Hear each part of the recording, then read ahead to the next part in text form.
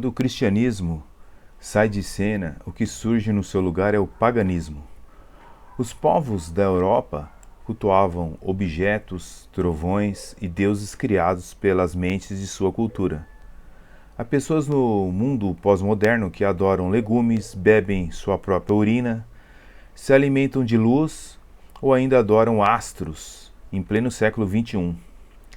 Independente do que sejam, o certo é que todos os anos milhares de pessoas em todo o mundo trocam sua religião oficial por cultos estranhos. Essas novas seitas caminham paralelamente com as grandes religiões e possuem objetivos pouco claros, provocando desvios comportamentais autênticos e atitudes patológicas extremamente preocupantes.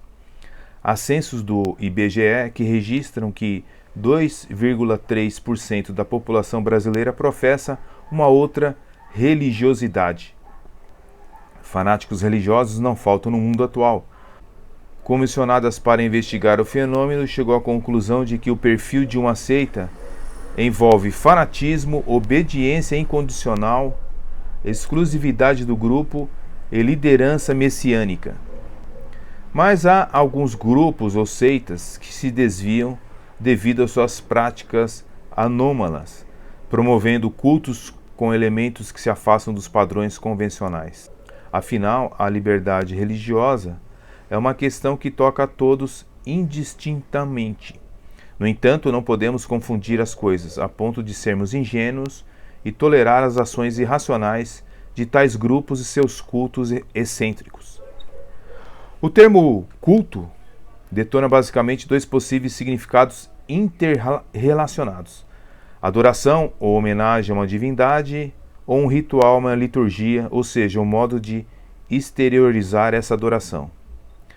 A primeira significação refere-se à natureza do culto propriamente dito. Segundo, a mesma traduz a formalização ou pode não estar associada com o pensamento e a doutrina que emerge dele.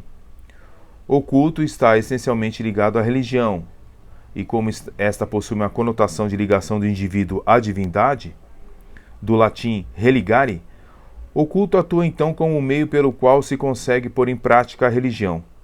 Também se enquadram nesse contexto a adoração devotada às forças da natureza, aos animais e aos astros celestes. Nesse primeiro podcast sobre esses cultos excêntricos, podemos destacar o culto à cebola.